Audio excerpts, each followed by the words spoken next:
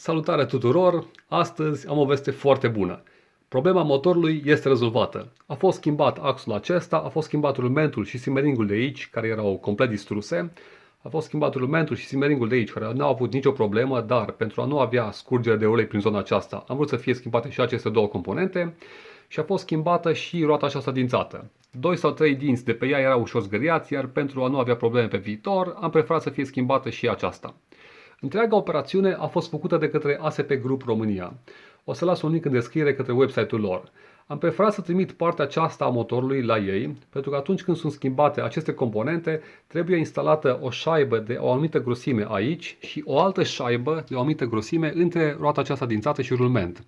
Cele două șaibe trebuie să ofere o toleranță destul de strictă la contactul dintre dinții acestor două roți dințate. Iar întreaga operațiune a fost făcută foarte bine, sunt foarte mulțumit de cum au lucrat băieții. Hai mai departe să instalez partea aceasta de restul motorului. Până au sosit piesele pentru reparația motorului, am pus aceste șervețele ca să împiedic intrarea prafului sau a umezelii în interior. Acum o să le dau la o parte, iar după aceea voi îndepărta și urmele de la garnitura veche rămasă pe blocul motor.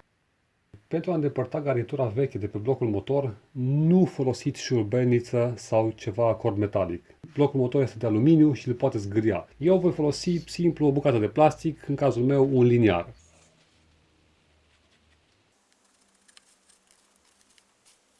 Iar pentru urmele care încă rămân, voi folosi așa ceva.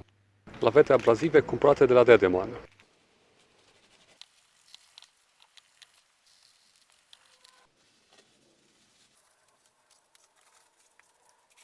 Mai departe, pentru a degresa toată zona de contact unde se pune garnitura, o să folosesc spray de curățare a frânilor, dar nu aplicat direct aici, pentru că risc să dau pe angrenaje și nu-i bine să ajungă un degresant acolo. O să dau un schimb pe această cârpă, iar după aceea cu cârpa aceasta voi șterge aici doar zonele de contact.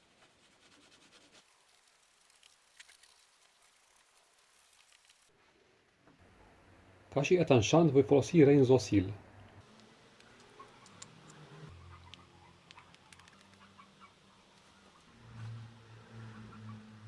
Aplicați un strat subțire de Renzosil pe toată suprafața de contact unde va veni capacul motorului. Nu puneți foarte mult silicon pentru că nu este bine ca el să se scurgă în interior și să ajungă pe la îngrenaje și să blocheze cumva, eu știu, pompa de ulei sau alte componente. Din punctul meu de vedere, acesta este unul dintre cele mai bune silicoane pentru a etanșa astfel de lucruri, pentru că rezistă foarte bine la ulei, rezistă foarte bine la produsele petroliere, la benzină, la motorină și la alte lucruri de genul acesta. Poate fi și alte mărci, eu am preferat să merg pe marca aceasta pentru că am mai folosit-o și în trecut și am fost foarte mulțumit de ea.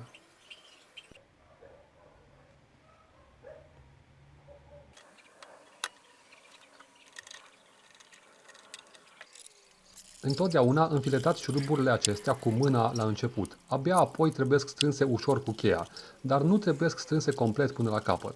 Și încercați pe cât posibil să urmați un tipar de strângere de tip stea, similar cu cel de strângere al prezoanelor unei roți.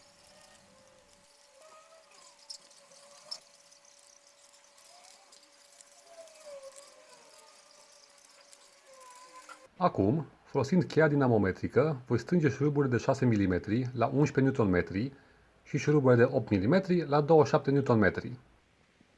Acum că ați strâns toate șurubele cu cheia dinamometrică, hai să vedem aici cum arată acest silicon. Se poate vedea că puțin de tot a ieșit în afară. Este un lucru foarte bun, ceea ce înseamnă că nu am exagerat și nu am folosit mult prea mult silicon. Nu știu denumirea corectă a acestei piese, dar este componenta care conține și joja de ulei. Când am făcut reparația, a fost necesar să demontez și partea aceasta, iar acum vreau să o curăț cât de bine pot înainte de o monta la loc.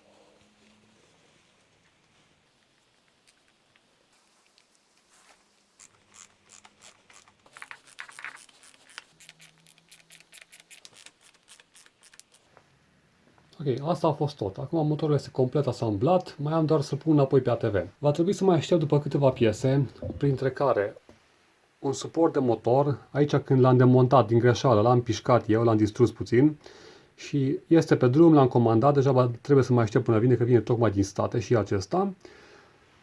A trebuit să schimb și cardanul spate, o să vă arăt imediat de ce, și am schimbat și cardanul față complet. Am aici cardanul nou care încă este în pungă. Uitați de ce a trebuit să schimb eu cardanul față și am cumpărat un cardan față nou-nouț.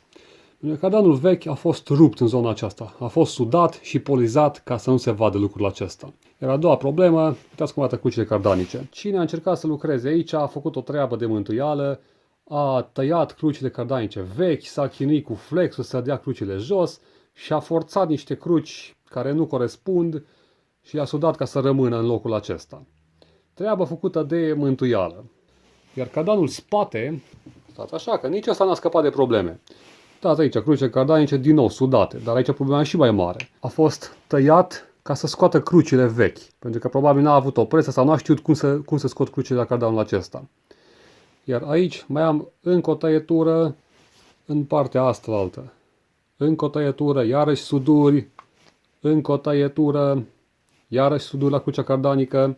Pentru cei care vreți să schimbați cruce cardanice, o să vă las un link în descriere, pentru că am făcut deja lucrul acesta.